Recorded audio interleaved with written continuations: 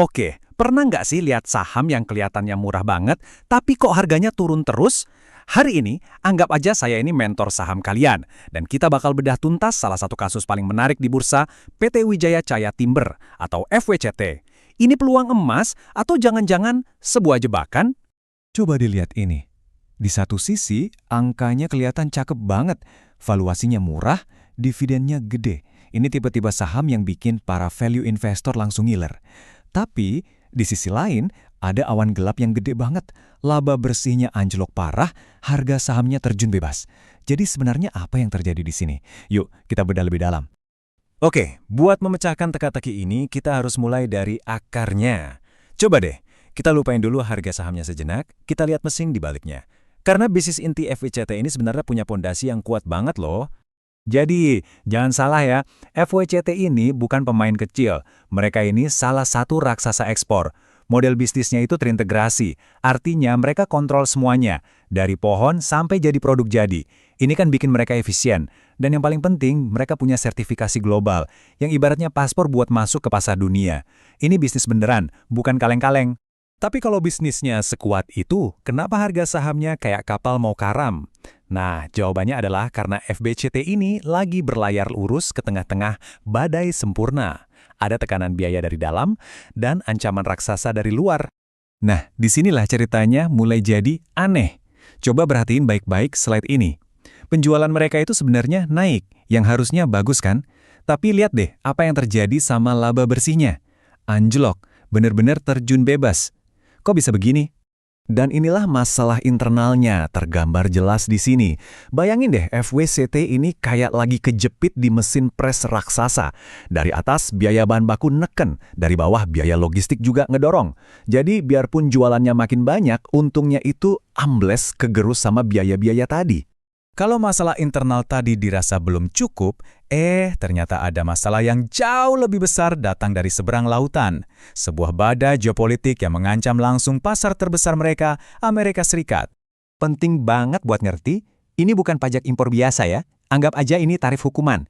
Gampangnya gini, kalau produk kamu dianggap dijual terlalu murah secara nggak adil, pemerintah AS bakal nampar produk itu dengan biaya tambahan yang super besar. Tujuannya, biar produk kamu nggak bisa bersaing lagi di sana. Dan prosesnya ini cepat banget. Coba bayangin, kamu jadi investor FWCT di masa-masa ini. Tiap beberapa bulan ada berita baru, dan semuanya bikin was-was. Pasar itu benci banget sama yang namanya ketidakpastian, dan inilah yang bikin harga sahamnya terus tertekan. Dan ini dia, puncaknya. Vonis awal buat FWCT. Bukan 5%, bukan 10%, tapi tarif yang benar-benar melumpuhkan. 46,84%. Dalam sekejap, ini bikin produk mereka jadi mahal banget dan hampir mustahil buat dijual di pasar Amerika. Menghadapi krisis segede ini, manajemennya ngapain? Mereka nggak panik. Sebaliknya, mereka ngelakuin sebuah langkah strategis yang cerdas banget buat nguatin perusahaan, dan uniknya, tanpa keluar duit sepeser pun. Nah, ini momen kunci yang harus dipahami setiap investor. Posisi mereka tuh kejepit. Mereka butuh banget mesin baru biar efisien, tapi kas perusahaan lagi minus 100 miliar lebih. Jadi gimana caranya beli aset baru pas dompet lagi kosong? Ini dia caranya. Intinya, ini kayak barter modern. FWCT bilang ke mitranya, gini, kami butuh mesin kalian, tapi lagi nggak punya cash. Gimana kalau kami bayar pakai saham perusahaan kami aja? Hasilnya, FWCT dapat mesin yang mereka butuhkan, neraca keuangan jadi lebih kuat, plus dapat investor strategis baru. Semuanya tanpa nyentuh kas mereka yang lagi tipis. Cerdas kan? Langkah Inbrand itu brilian, tapi mereka nggak cuma diam aja setelah itu. Manajemen juga aktif bangun benteng pertahanan. Mereka cari pelanggan baru biar nggak tergantung sama Amerika. Mereka kunci harga bahan baku pakai kontrak jangka panjang. Dan mereka juga cari bahan baku alternatif. Ini semua langkah-langkah cerdas buat nurunin risiko. Oke, setelah kita lihat semua masalah dan solusinya, kita sampai ke pertanyaan intinya. Dengan harga sekarang, saham ini sebenarnya murah atau mahal?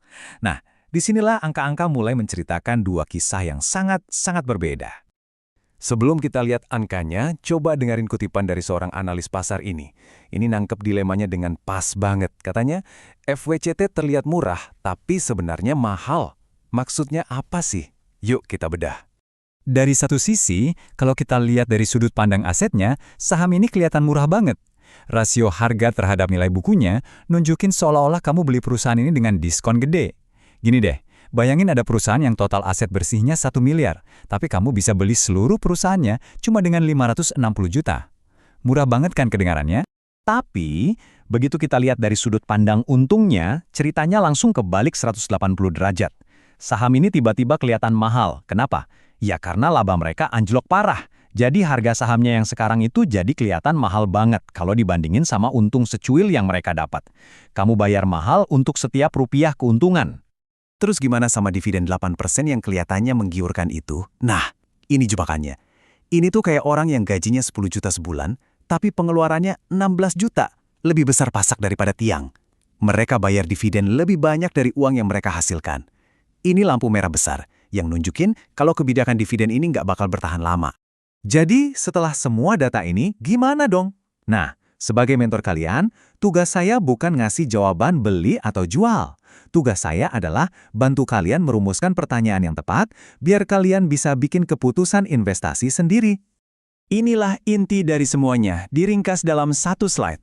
Ini adalah pertaruhan klasik. Di satu sisi, kamu bertaruh pada nilai aset yang nyata dan solid. Di sisi lain, kamu bertaruh melawan masalah bisnis yang sangat parah dan sangat nyata. Mana yang bakal menang? Pada akhirnya, keputusan investasi kalian itu ada di jawaban untuk satu pertanyaan ini. Apakah fondasi aset yang murah itu cukup kuat buat nahan badai margin dan geopolitik yang lagi menerpa? Jawaban kalian atas pertanyaan itu bakal menentukan apakah FWCT ini peluang atau jebakan. Demikian analisis kita hari ini, berpikirlah secara kritis dan berinvestasilah dengan bijak.